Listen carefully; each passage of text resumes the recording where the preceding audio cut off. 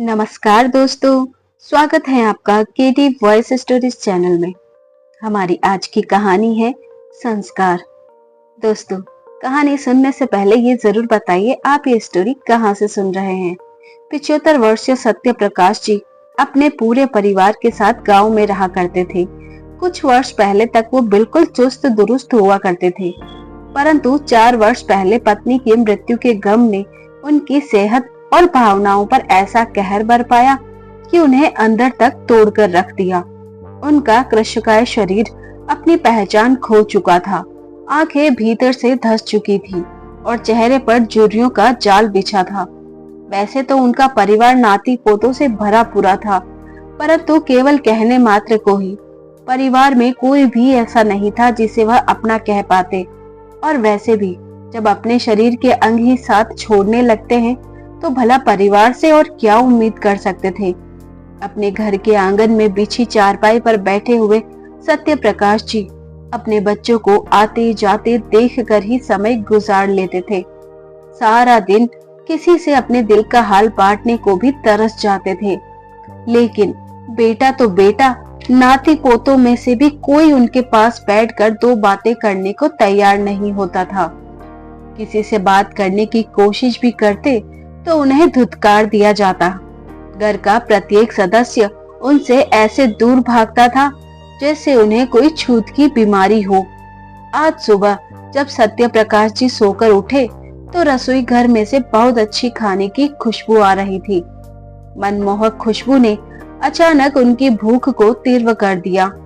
नित्य कर्म से निवृत्त होकर जल्दी से आंगन में आकर बैठ गए। उनके पोता पोती तैयार होकर स्कूल जा चुके थे। करीब आधे घंटे के बाद जब उनका बेटा दुकान पर जाने के लिए तैयार होकर बाहर निकला तो उसे रोककर पूछ ही बैठे, बेटा, रसोईघर से खुशबू तो बहुत अच्छी आ रही है, क्या बनाया है बहू ने? अरे पिताजी, जो कुछ भी बनाया है थोड़ी देर में आपके सामने ही आ जाएगा। जब सारा काम निपट जाएगा तो आपकी बहू आपको भी खाना दे देगी, चिंता मत करो। इतना कहकर उनका बेटा मोटरसाइकिल स्टार्ट करके निकल गया।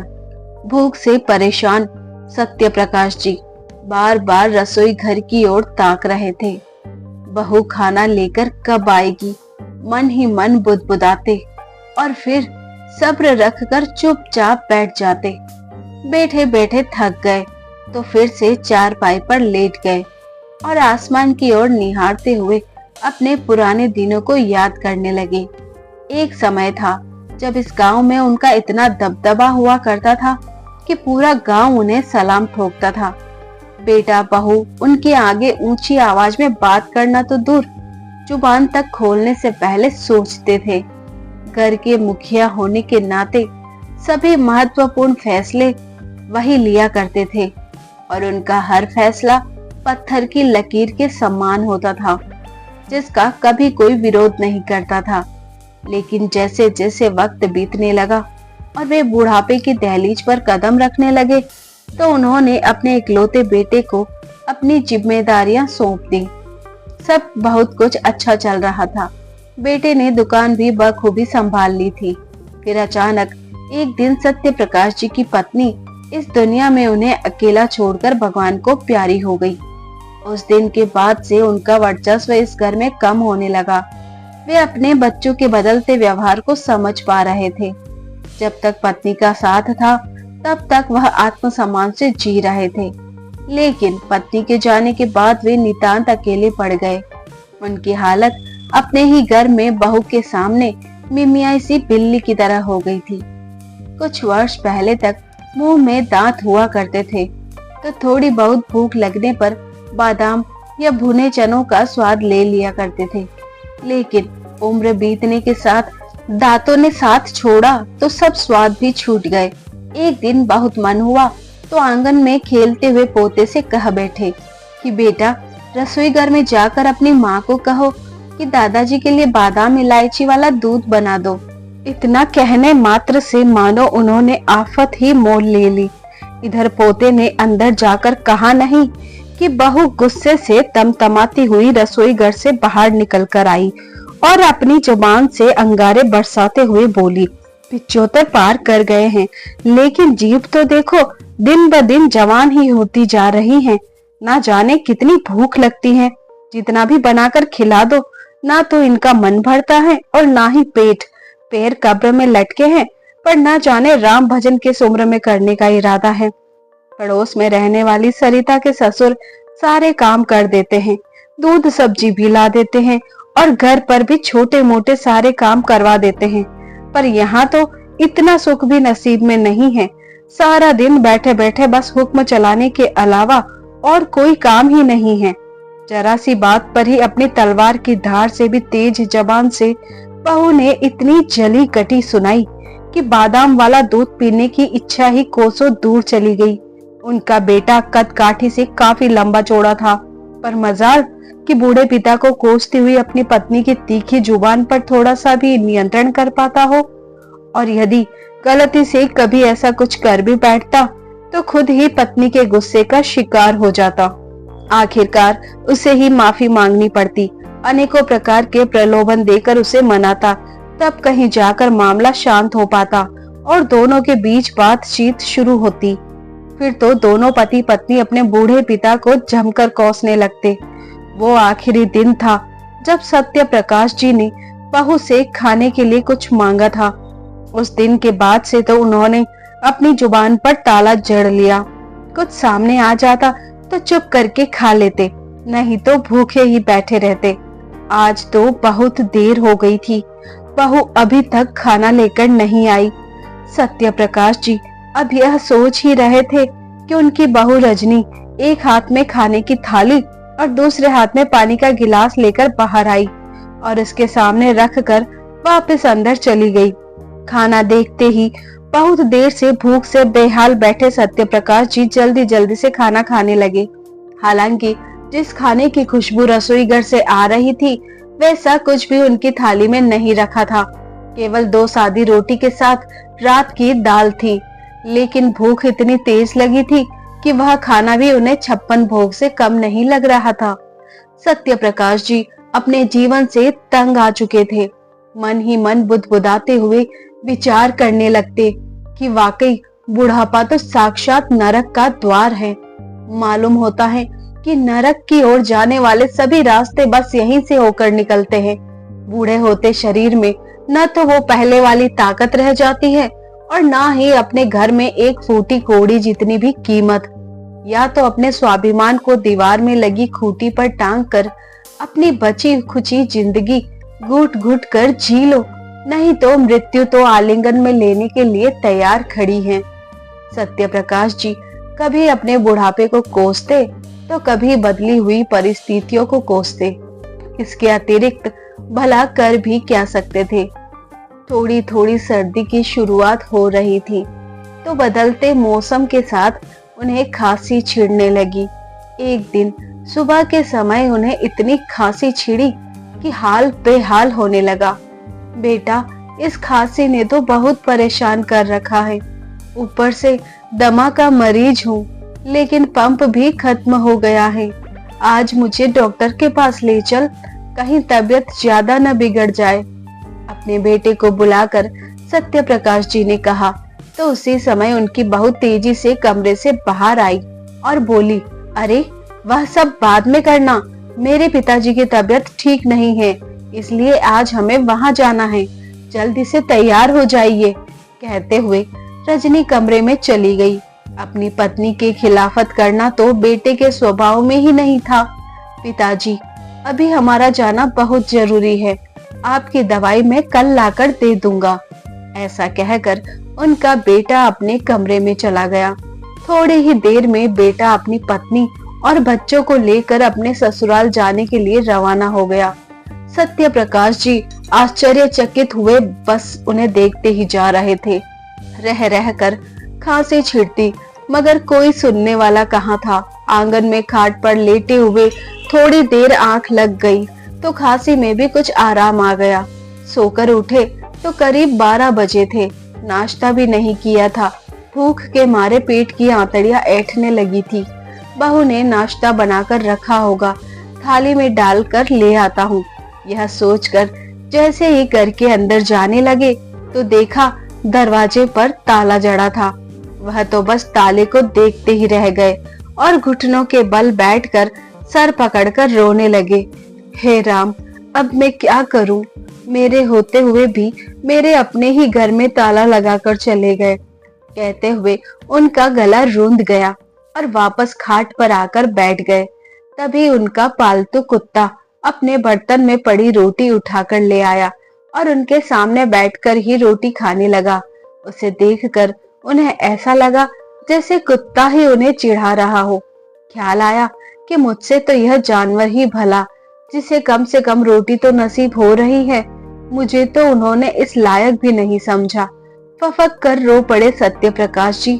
दोपहर हो चुकी थी। बैठे बैठे वे कभी खांसने लगते तो कभी अपने भाग्य पर रोने लगते। उनको पूरी तरह खांसने की आवाज सुनकर उनके पड़ोस में रहने वाले रामलाल जी उनके घर आ पहुंचे। रामलाल जी उनके अच्छे दोस्त थे। कभी भी उन्हें तकलीफ में देखते तो उनकी मदद करने आ जाते थे। अपने दोस्त को देखते ही सत्य प्रकाश जी के सब्र का बांध टूट गया और रोते हुए उन्होंने सारी बात कह सुनाई। अपने प्रिय मित्र की हालत को देखकर रामलाल जी का कलेजा मुंह को आने लगा। अपने घर जाकर सत्य प्रकाश जी के लिए खाना लेकर आ गए। अपने इस हालात पर सत्य प्रकाश जी आज जमीन में गड़ने जैसी स्थिति में खुद को पा रहे थे, परंतु भूख इतनी लगी थी कि आत्मसम्मान को ताक पर रखकर भोजन करने लगे। थोड़ी देर उनके पास बैठकर हालचाल बांटते रहे। उसके बाद रामलाल जी तो वापस चले गए, लेकिन सत्य प्रकाश जी की खांसी फिर से बढ़ने लगी। जेब टटोल कर देखी तो खांसी की दवाई लाने के लिए उनके पास पैसे भी नहीं थे कि आस पड़ोस से किसी को भेजकर दवाई ही मंगवा लेते। तभी उन्हें बाहर से कुछ आवाज सुनाई दी। रद्दी वाला, भंगार वाला। सत्य प्रकाश जी की नजर आंगन के कोने में रखी पुरानी किताबों और अखबारों की ओर गई। वे जल्दी से उठे और बाहर जाकर कबाड़ वाले को बुलाकर ले आए और उसे घर में पड़ी रद्दी तोलने को कहा। कबाड़ वाला अंदर आकर सामान तोलने लगा। सारी रद्दी के 150 रुपए बनते हैं, कबाड़ वाले ने कहा। तो सत्य प्रकाश जी खुश हो गए कि चलो इतने में मेरा इनहेलर तो आ ही जाएगा। अभी कबाड़ वाला पैसे गिन ही रहा था कि इतने में सत्य प्रकाश जी के बेटा बहू घर वापस लौट आए। उन्हें रद्दी बेचते देख उनकी बहू जल्दी से अंदर आई। तब तक कबाड़ वाला उन्हें पैसे दे चुका था। यह सब देखकर उनकी बहू गुस्से से तिल मिलाकर और अपने ससुर से बोली, अच्छा तो अब आप हमारे पीछे चोरी भी करने लगे हैं। ऐसा कहते ही उसने अपने ससुर के हाथ से सारे पैसे खींच लिए। फिर सत्य प्रकाश जी बोले, बहू ऐसी बात नहीं है, मेरी तबीयत बहुत ज्यादा खराब थी। एक तो सुबह से कुछ खाया नहीं था और ऊपर से मेरे पास खांसी की दवाई भी नहीं थी। खाना तो मुझे पड़ोस वाले रामलाल जी आकर दे गए थे, लेकिन दवाई खरीदने के लिए मेरे पास पैसे नहीं थे। इसलिए सोचा कि रद्दी बेचकर कुछ पैसे मिल जाएंगे और अपनी दवाई मंगवा लूंगा। कहते हुए सत्य प्रकाश जी की आवाज रुआंसी सी हो गई, लेकिन ना तो बेटा और ना ही बहू को उन पर तरस आया। ऊपर से उनका बेटा बोला, पिताजी अगर एक वक्त का खाना नहीं मिला था तो कोई आफत तो नहीं आ गई थी जो पड़ोसियों से खाना मांगने निकल पड़े थे। बेटे की बातों से सत्य प्रकाश जी आहत हो गए, लेकिन बहू तो एक कदम और आगे निकली। कबाड़ वाला जैसे ही पीछे मुड़ा और सारी रद्दी को उठाकर ले जाने लगा, तभी बहू कबाड़ वाले से बोली, अरे भैया रद्दी के अलावा भंगार भी खरीदते हो क्या? जाते जाते कबाड़ वाला रुक गया और पीछे मुड़कर बोला, हाँ मैडम जी भंगार भी ले लेता हूँ। हाँ मैडम जी भंगार भी ले लेता हूँ, हमारा तो काम ही यही है, दिखाओ कितना भंगार है। तभी उसकी बहू ने सत्य प्रकाश जी की ओर इशारा करते हुए कहा, हमारे घर से यह भंगार ले जाओ, आपकी बड़ी मेहरबानी होगी। इतना सुनते ही सत्य प्रकाश जी का सीना कांप उठा और उधर कबाड़ वाले के आश्चर्य का तो ठिकाना ही नहीं था। इतनी बात सुनते ही कबाड़ वाले के हाथ से रद्दी एकाएक छूट गई। वह कभी हैरानी से लाचार होकर खड़े सत्य प्रकाश जी की ओर देखता, जिनका चेहरा मायूस, उदास और झुर्रियों से भरा हुआ था, तो कभी उनकी बहू की ओर, जो अंगार उगलती नजरों से सत्य प्रकाश जी को घूरती ही जा रही थी। फिर वो कबाड़ वाला हाथ जोड़ते हुए बोला, यह आप कैसी बातें कर रही हैं? आपके पिताजी कोई भंगार तो नहीं है? मैं तो रद्दी या भंगार खरीदता हूँ। इतना कहकर सत्य प्रकाश जी को शर्मिंदगी भरी नजरों से देखते हुए कबाड़ वाला रद्दी उठाकर चला गया। इधर बेटा बहू भी अपने कमरे में चले गए, लेकिन सत्य प्रकाश जी अभी तक बेटे और बहू की बातों से स्तब्ध थे। उन्हें अभी तक अपने कानों पर विश्वास ही नहीं हो रहा था कि उनके बेटा और बहू उनके बारे में ऐसा भी कह सकते हैं। आज तक तो वे सोचते थे कि बेटा बहू नादानी में उन्हें धुतकारते हैं, लेकिन आज सारी हदें पार हो चुकी थी। उस समय उन्होंने कुछ न कहना ही उचित समझा, लेकिन मन में बहुत बड़ा तूफान चल रहा था। रात हो चुकी थी, खाने की थाली उनके सामने पड़ी थी, लेकिन अब भूख उनसे कोसों दूर थी।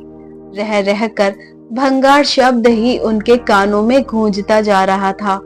अपने खाने की थाली को उठाकर उन्होंने चारपाई के नीचे सरका दिया और थोड़ी देर में ही उनके पालतू कुत्ता आकर उसमें से रोटी उठाकर ले गया। कमाल है, मेरा बेटा बहू एक कुत्ते को पाल सकते हैं, लेकिन अपने बूढ़े पिता को नहीं। एक पिता अपनी संतान की हर ख्वाहिश, हर जिद अपनी हैसियत से आगे बढ़कर पूरी करता है, पर क्या वह संतान अपने पिता की न्यूनतम आवश्यकताओं की भी पूर्ति नहीं कर सकती? सत्य प्रकाश जी सोचने लगे और फिर न जाने अचानक उनके दिमाग में क्या आया कि उन्होंने अपना कुछ जरूरी सामान एक पोटली में डाला और आंगन में बैठे बैठे ही रात बीतने का इंतजार करने लगे। सुबह होने से पहले वे अंधेरे में चुपचाप घर से बाहर निकल गए। रास्ते भर सोचते रहे कि कैसे अपने बेटे के जन्म पर गाजे बाजे के साथ खुशियां मनाई थी मैंने। इसी बेटे को अपनी बाहों के झूले में झुलाते हुए मैं पूरे गांव में घूमता था कि देखो, यह है मेरा बेटा जो बड़ा होकर मेरा नाम रोशन करेगा। कौन जानता था कि वही बेटा बुढ़ापे में मुझे ऐसी पीड़ा देगा कि जीना दुभर हो जाएगा। नहीं, अपने आत्मसम्मान की इस तरह धज्जियां उड़ते मैं हरगिज नहीं देख सकता। इस घर में अपमान के कड़वे घूंट पीकर 2 वक्त की रोटी को भी तरस जाने से बेहतर है कि मैं वृद्ध आश्रम में जाकर रह लूं। कम से कम कबाड़ से तो बेहतर जिंदगी होगी। सोचते सोचते उनके कदमों की गति तेज हो गई। जैसे ही गांव से बाहर पहुंचे तो आज समंजस में पड़ गए कि कहाँ जाया जाए। थोड़ी देर पास में ही पड़े एक पत्थर पर बैठ गए। तभी पास से गुजरते हुए एक व्यक्ति से पूछने लगे, भाई, आसपास कोई वृद्धाश्रम है क्या? अगर हो तो इस बुढ़े को वृद्धाश्रम में छोड़ दो, तुम्हारा भला होगा। कहते हुए उनका गला भर आया। सत्य प्रकाश जी की आवाज सुनकर वह व्यक्ति पीछे मुड़ा और उन्हें बड़े गौर से देखने लगा। सत्य प्रकाश जी ने देखा कि यह तो वही आदमी था जिसे एक दिन पहले उन्होंने रद्दी खरीदने के लिए घर में बुलाया था, जिसके सामने उनकी बहू रजनी ने उनकी बेइज्जती की थी। अरे बाबा, आप यहाँ और इस हालत में? और बाबा, आप वृद्धाश्रम क्यों जाना चाहते हैं? आपका तो इस गांव में अपना घर है। आश्चर्य से कबाड़ वाले ने पूछा तो सत्य प्रकाश जी के सब्र का बांध टूट गया और आंखों से आंसुओं का झरना बह निकला। सिसकते हुए वे केवल इतना ही बोल पाए कि सारी उम्र जिस बेटे के लिए मैंने जी तोड़ मेहनत की, वही बेटा जब बुढ़ापे में मुझे 2 वक्त की रोटी भी ना खिला पाए तो क्या फायदा ऐसे बेटे के साथ रहकर। इससे तो बेहतर है कि वृद्धाश्रम ही चला जाऊं। इतना कहते हुए सत्य प्रकाश जी फिर से फूट फूट कर रो पड़े। उनकी ऐसी हालत देखकर कबाड़ वाले की आंखों में भी आंसू आ गए। वह उनकी पीड़ा को भली भांति समझ पा रहा था। चलिए बाबा, मैं आपको ले चलता हूँ। उदासी भरे स्वर में वह कबाड़ वाला बोला। और उन्हें अपनी साइकिल रिक्शा के पीछे बिठा कर ले गया। रास्ते भर वह लगातार खांसते ही जा रहे थे। जैसे ही वृद्ध आश्रम के बाहर पहुंचे और कबाड़ वाला उन्हें छोड़कर जाने लगा, तभी ना जाने उसके मन में क्या आया कि वह वापस उनके पास आ गया और चेहरे पर संकोच के भाव लिए बोला, बाबा, मैं आपसे एक बात कहना चाहता हूँ, समझ नहीं आता कैसे कहूँ। वृद्धाश्रम के गेट पर खड़े सत्य प्रकाश जी बोले, क्या हुआ बेटा, क्या कहना चाहते हो? बाबा, मैंने जब से होश संभाला है खुद को अनाथ ही पाया है। मेरे माता पिता मुझे बचपन में ही छोड़कर चले गए थे। ना तो मुझे उनका चेहरा याद है और ना ही कभी मुझे उनकी सेवा का मौका मिला।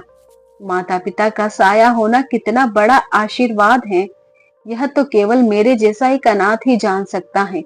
मैं पूरी उम्र अपने माता पिता के प्यार और आशीर्वाद के लिए तरसता रहा। अगर आप मेरे साथ रहना चाहे तो मुझे बहुत खुशी होगी। आपको भी घर परिवार मिल जाएगा और मुझे भी पिता का साया मिल जाएगा। कबाड़ वाले की बात सुनकर सत्य प्रकाश जी विस्मय से उसे देखते रह गए और फिर बोले, बेटा, यह तुम क्या कह रहे हो?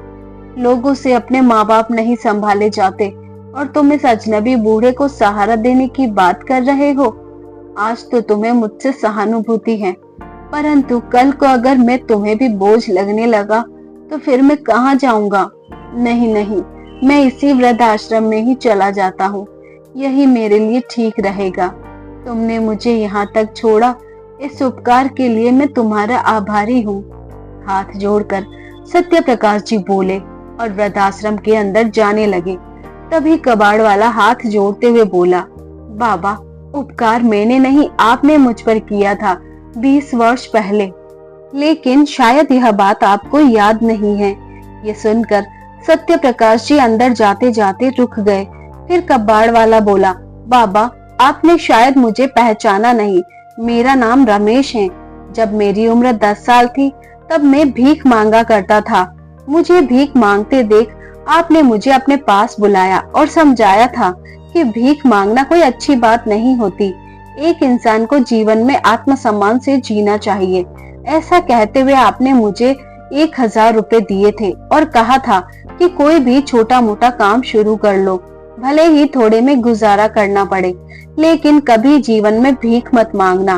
और बाबा, आप नहीं जानते, आपकी उस सीख ने मेरा जीवन ही बदल कर रख दिया।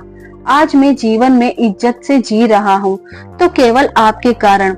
बाबा, एक बार मुझे अपनी सेवा का मौका दीजिए, मैं आपको कभी कोई कमी नहीं आने दूंगा।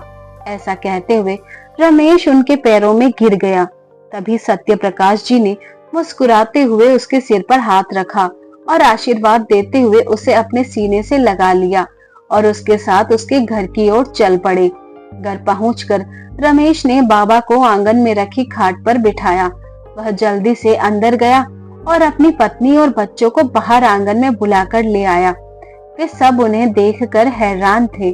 तो सत्य प्रकाश जी से मिलवाते हुए रमेश कहने लगा कि यह मेरे बाबा हैं, इनके मुझ पर बहुत एहसान है और आज से यह हम लोगों के साथ ही इसी घर में रहेंगे।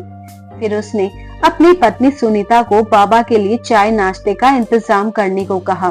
कुछ देर बाद रमेश अपनी पत्नी के पास रसोई घर में आया और उससे सत्य प्रकाश जी की सारी कहानी बता दी। उनका सारा किस्सा सुनकर रमेश की पत्नी को भी बहुत दुख हुआ। तभी रमेश ने कहा, सुनीता, बस एक चीज का ध्यान रखना कि बाबा को इस घर में कोई तकलीफ नहीं होनी चाहिए। रमेश की पत्नी सुनीता बहुत संस्कारी थी। अपने पति को आश्वस्त करते हुए कहने लगी, आप चिंता मत कीजिए, आपने जैसा कहा है वैसा ही होगा। वे दोनों थोड़ी देर में बाबा के लिए खाना लेकर आ गए और उन्हें भरपेट खाना खिलाया। इस दौरान वे बीच बीच में खांसते जा रहे थे। थोड़ी ही देर में रमेश उनके लिए खांसी की दवाई भी ले आया। अगले दिन जब सत्य प्रकाश जी सुबह सवेरे उठे तो उन्हें बहुत अच्छा महसूस हो रहा था। रमेश ने उनके नहाने की सारी व्यवस्था कर दी और बाजार जाकर उनकी जरूरत का सामान भी खरीद कर ले आया। रमेश को अपनी इतनी सेवा करते देखा सत्य प्रकाश जी बस उसे देखते ही जा रहे थे। सुबह के समय उन्हें खाली बैठे कुछ सोचते हुए देखा तो रमेश उनके हाथ में अखबार देते हुए बोला, लो बाबा, अखबार पढ़ लो। अखबार देखते ही सत्य प्रकाश जी के चेहरे पर एक मुस्कुराहट आ गई। शायद उन्हें अखबार पढ़ना बहुत पसंद था, लेकिन जैसे ही उन्होंने पोटली में से अपना चश्मा निकाला तो रमेश ने देखा कि उनका चश्मा टूटा हुआ था। वही चश्मा लगाकर वह अखबार पढ़ने लगे, परंतु उन्हें उस चश्मे से अखबार पढ़ने में काफी जद्दोजहद करनी पड़ रही थी। काम पर जाने से पहले रमेश बाबा का टूटा हुआ चश्मा अपने साथ ले गया और जब शाम को घर वापस लौटा तो उसी नंबर का एक नया चश्मा बनवा कर ले आया। सत्य प्रकाश जी उसे समय पर अपने कमरे में लेटे हुए थे।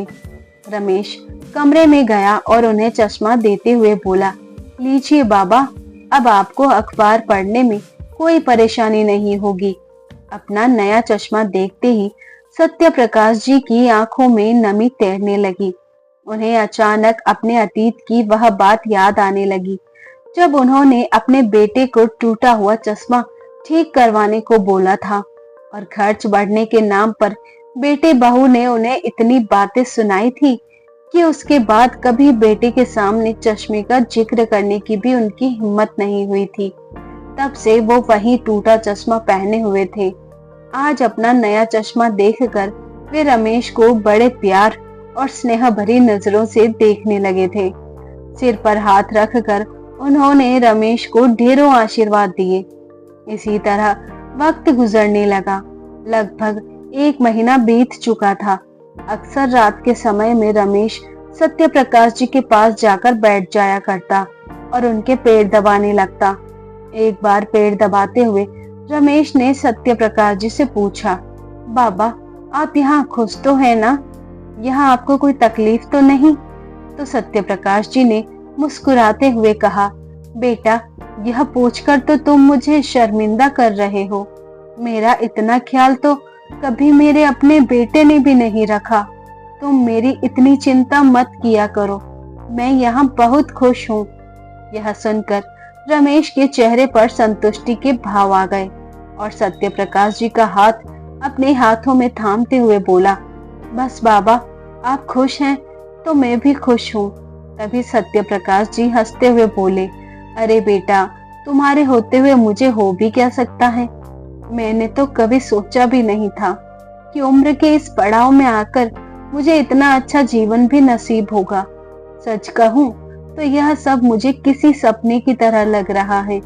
मैंने अपने बेटे के पालन पोषण में कभी कोई कमी नहीं रखी, लेकिन मेरे अपने ही बेटे बहू मुझे बेचने तक को तैयार हो गए और तुमने अपने घर पर लाकर मुझे इतना सम्मान दिया और इतनी खुशी दी जिसकी मैंने कभी कल्पना भी नहीं की थी।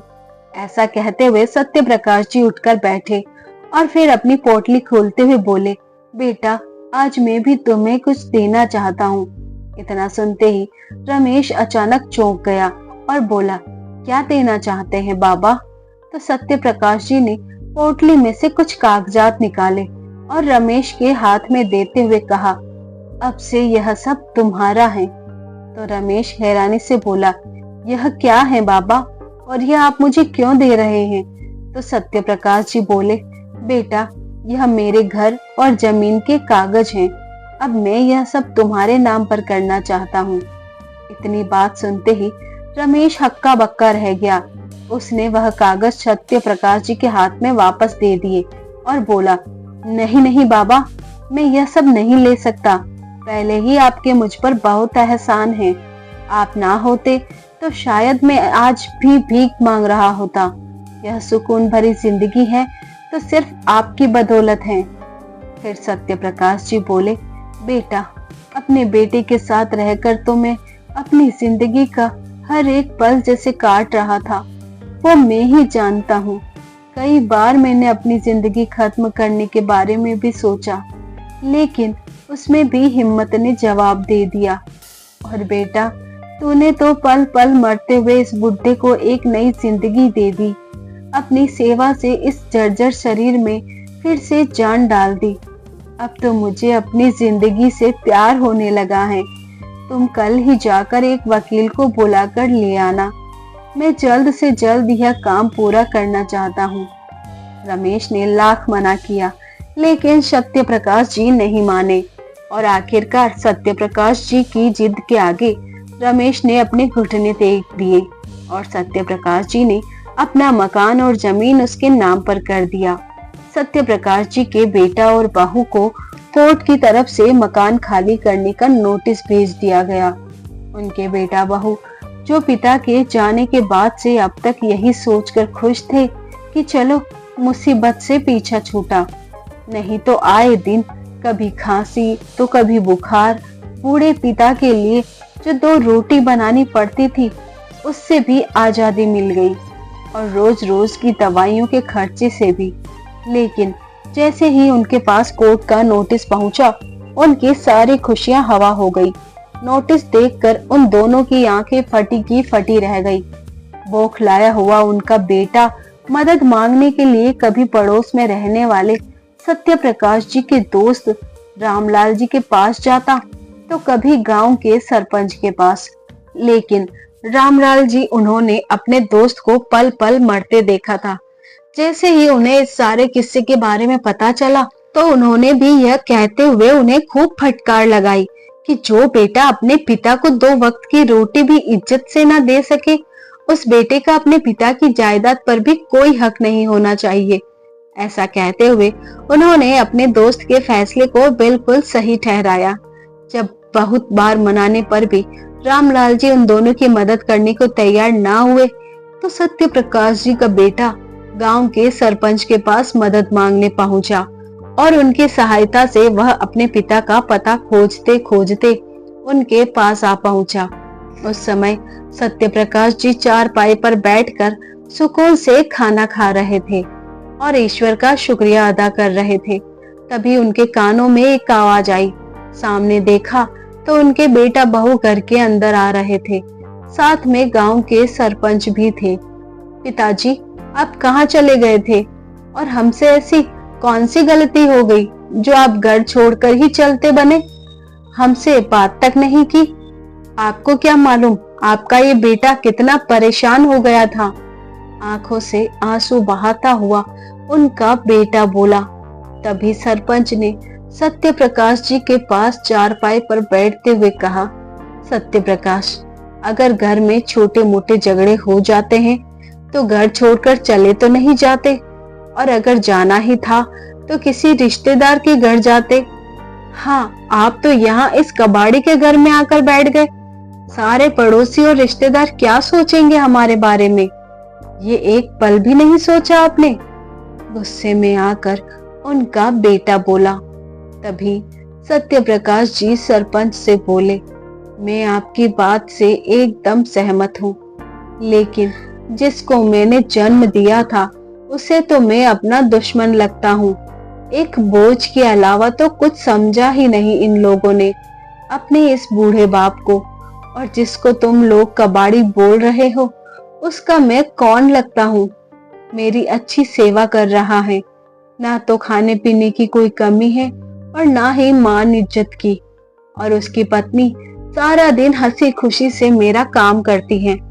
मैंने पूरी जिंदगी सिर्फ अपने बेटे के लिए ही धन कमाया था, ताकि मुझे बुढ़ापे में हाथ पसारने की जरूरत ना पड़े, और मेरे अपने बेटा बहू ने मुझे अपने ही घर में दाने दाने को मोहताज कर दिया। कभी हिम्मत जुटाकर खाने को कुछ मांग भी बैठता तो बहू मुझ पर ऐसे भड़कती जैसे मैंने कोई बहुत बड़ा गुनाह कर दिया हो। मेरी तबीयत खराब होते हुए भी मेरा बेटा मुझे छोड़कर अपनी पत्नी के साथ अपने ससुराल चला गया, और वह भी पूरे घर को ताला लगाकर। किसी ने न सोचा कि पीछे मेरी क्या हालत होगी। पड़ोसी ने आकर खाना दिया तो मेरे सुपुत्र और उसकी धर्मपत्नी ने मुझे भिखारी की संज्ञा दे डाली। इतना कहते हुए सत्य प्रकाश जी की आंखों से आंसू बहने लगे और फिर बोले, खांसी की दवाई लाने के लिए भी मेरे पास पैसे नहीं थे, तो सोचा रद्दी बेचकर ही कुछ पैसे आ जाएंगे। और जानते हैं सरपंच साहब, मेरी बहू ने तो मुझे भंगार कहकर मुझे ही बेचने की बात कह डाली। उस दिन बहू ने अपनी तीखी जुबान से ऐसी ऐसी बातें सुनाई कि मुझे ऐसा महसूस हो रहा था कि काश यह जमीन फट जाए और मैं उसमें समा जाऊं।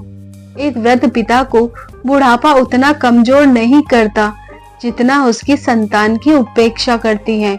हर कदम पर चोटिल होता उसका स्वाभिमान उसे मुर्दा बना देता है। वह आंसुओं से नहीं, हृदय की गहराइयों से रोता है। उसके भीतर जीने की लालसा ही समाप्त हो जाती है जब उसकी अपनी संतान उसे बोझ समझने लगती है। इतनी बातें सुनते ही सरपंच जी ने सत्य प्रकाश जी के बेटे बहू को गहरी निगाह से देखा और फिर बोले, क्यों बेटा, जो बातें तुम्हारे पिताजी ने बताई हैं, क्या वो सच है? सरपंच जी के इस सवाल पर बेटा बहू दोनों की नजरें नीचे झुक गई थी। फिर सरपंच जी रोब भरी आवाज में बोले, मैं तो यह सोचकर तुम्हारे साथ आया था कि कभी कभार बच्चों से गलती हो जाती है। आपने पिता से माफी मांग लेंगे तो वह तुम्हारे साथ आने को झट से राजी हो जाएंगे। लेकिन बेटा, गलती तो तुमसे हुई ही नहीं, तुमने तो गुनाह किया है, एक ऐसा गुनाह जिसकी कोई माफी नहीं है।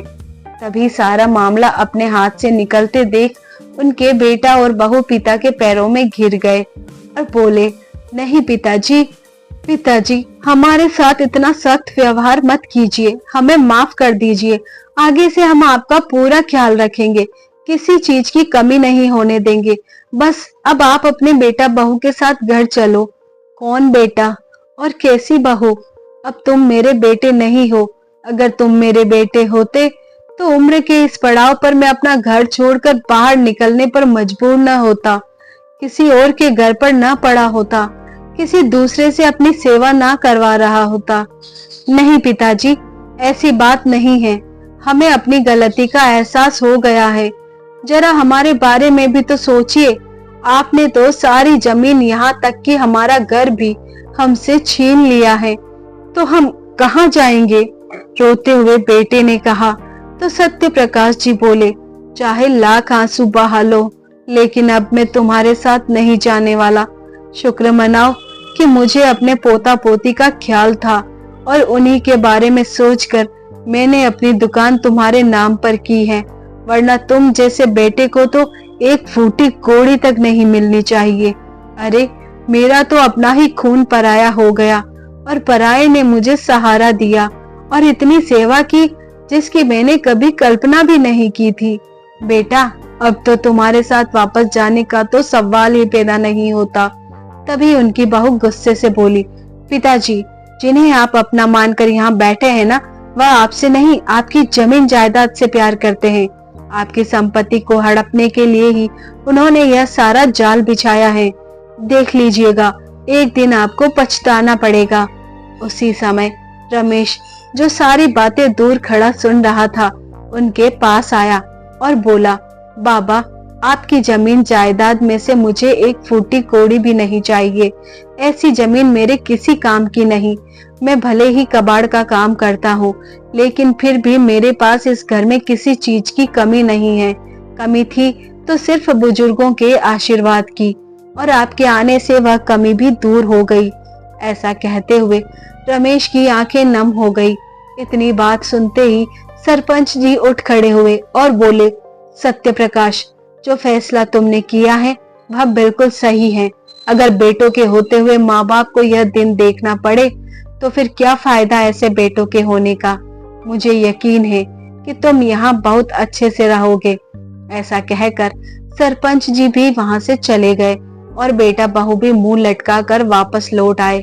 कानूनी कार्यवाही करते हुए सत्य प्रकाश जी ने अपना मकान और जमीन जायदाद अपने कब्जे में ले ली और भारी मन से बेटे बहू को वह मकान खाली करना पड़ा। अब वो किराए के मकान में रह रहे थे। दुकान का काम भी एकदम ठप हो चुका था।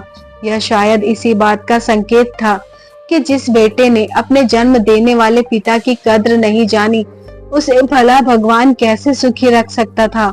अब वे दोनों अपने किए गए कर्मों के लिए हर पल पछता रहे थे। सत्य प्रकाश जी हंसते मुस्कुराते अपने बेटे रमेश के साथ रहने लगे और रमेश ने अपने वचन के अनुसार उनकी खूब अच्छे से सेवा की। तो दोस्तों, ये थी हमारी आज की कहानी। कमेंट कर बताइएगा कैसी लगी। उम्मीद करती हूँ पसंद आई होगी। ऐसी ही और कहानियां सुनने के लिए बने रहिए हमारे साथ। अपना प्यार और सपोर्ट दीजिए, वीडियो को लाइक शेयर कीजिए, चैनल पर नए हैं तो सब्सक्राइब कीजिए, साथ में बेल आइकन प्रेस कीजिए ताकि न्यू स्टोरी का नोटिफिकेशन आपको मिल सके। थैंक यू, धन्यवाद।